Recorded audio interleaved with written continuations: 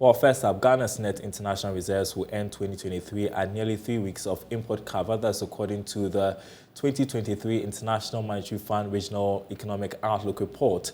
This is contrary to the Bank of Ghana's summary of economic and financial data that put the country's reserves in 2023 at 2.7 months of import cover. Again, the report said Ghana's reserves stood at a little above 2 weeks of import cover in 2022. Here to tell us the implications is economist Courage Boti. Good afternoon to you. Thanks for your time. So essentially, we are broke, and this new report shows how badly broke we are, doesn't it? Your thoughts about where we are right now? We are broke is probably a very, if you like, it's not a new thing. It's been like this, I believe, for a while. The difference in the numbers, I think, is about the approach, what the Bank of Ghana is looking at and what the IMF and these other institutions are looking at, really. For the Bank of Ghana, reserves means your gross reserve, which includes your petroleum funds and a number of other instrument assets, even if they are not immediately accessible. But in the view of the IMF, what will account for a reserve will be things you can easily access if you need liquidity or effect liquidity to do something. And so they would include things like your petroleum funds from it and things like that that are not exactly very liquid. So they would use the liquid reserve in computing your import cover or your reserve cover, really. And I think if you remember in December last year, the governor actually hinted that the reserve should have about 1.5 months of import cover. It wasn't a lie, it was the case. And from that time till now, of course, we have seen the scale of reserve decreasing to try to fund oil imports and things related. And it's only natural that it gets weaker, especially when there are no portfolio investments flowing in, there are no bond issuances this year that will show up that reason of that. So it has been precarious for a while, and I've been on record saying that the cedi is stronger this year than the fundamentals suggest. And the reason I say that is that we started last year with reserves in excess of $9 billion, but we saw the cedi depreciate by over 45% last year alone. So for us, I think this year with Amanda or just $6 billion in reserves, it suggests the reserve support is even much weaker.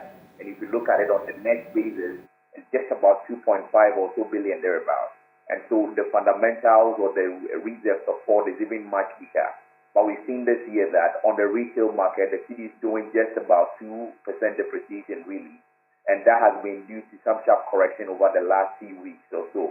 On the interbank market, it's about 21% depreciation. But compared to what could have been, and given the very weak external balances that we have, really, I think the cedis are performing what the fundamentals would suggest, really. And that probably is because the usual pressures you see from portfolio reversals last year, you are not seeing much of it this year. And the reason is the bond market is just inactive. And so those offshore guys who would want to move out do not have the space to even sell to move out. We suspended interest payments on external debt, really. And we've had a number of Eurobond coupon maturities falling due, really. And government hasn't honored those because of the temporal moratorium in place, really, or the suspension in place. So all of these have helped us maybe stay afloat a bit, but otherwise, our reserve cover is actually very alarming.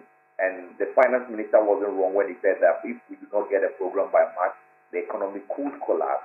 We haven't seen that yet because some of those interventions have helped to some extent now. But I think this is time for us to do whatever we can to get a program running and at least get a balance of payment support going. And this revelation could actually even trigger speculative activities on the market in the coming days, really. And if care not taken, we might reverse some of the things we are seeing on inflation if the trend continues as we are expecting, really. So we are not out of the woods. There is a lot at stake at this point.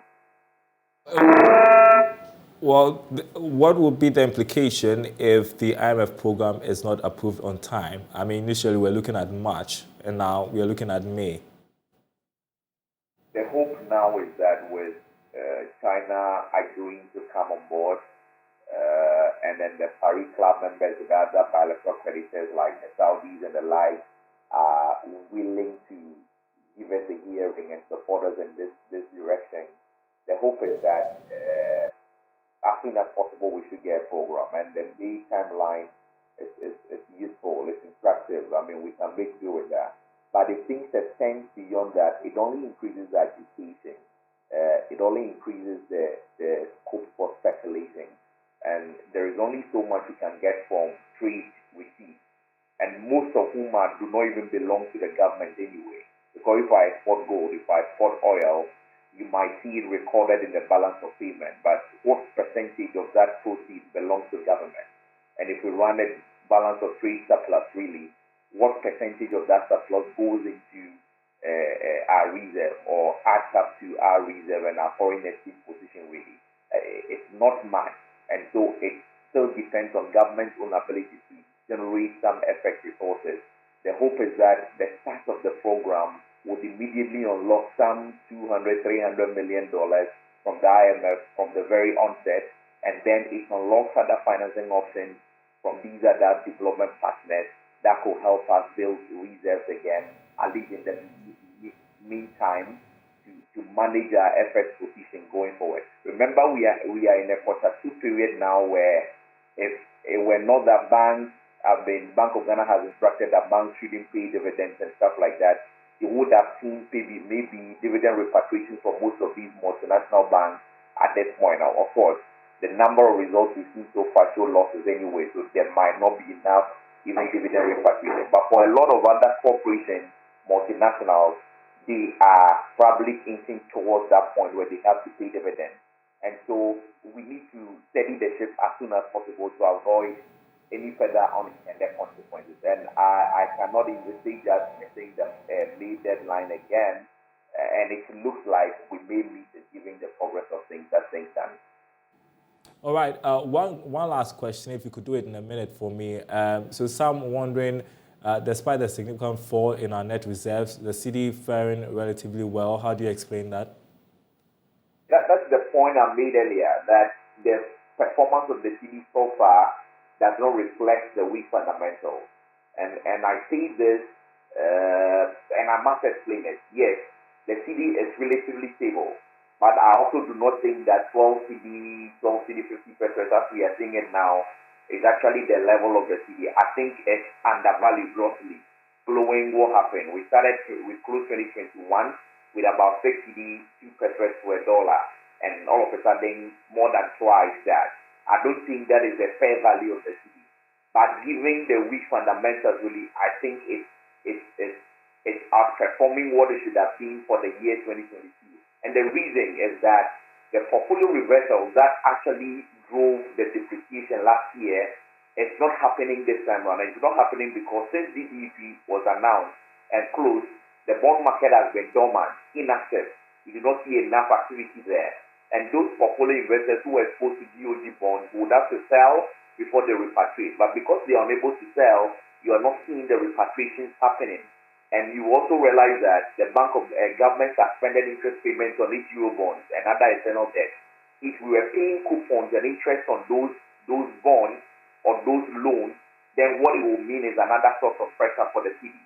And so all of these, I believe, are playing a role in why the cedi seems to be relatively better than the fundamentals suggest. But otherwise, it is a very weak reserve support we have at this point. And if you see these pressures emerge, yes, then the collapse could happen like the finance minister warned earlier. Thank you so much, Courage, for speaking with us, research lead at GCB Capital. I appreciate that you could join us on the marketplace.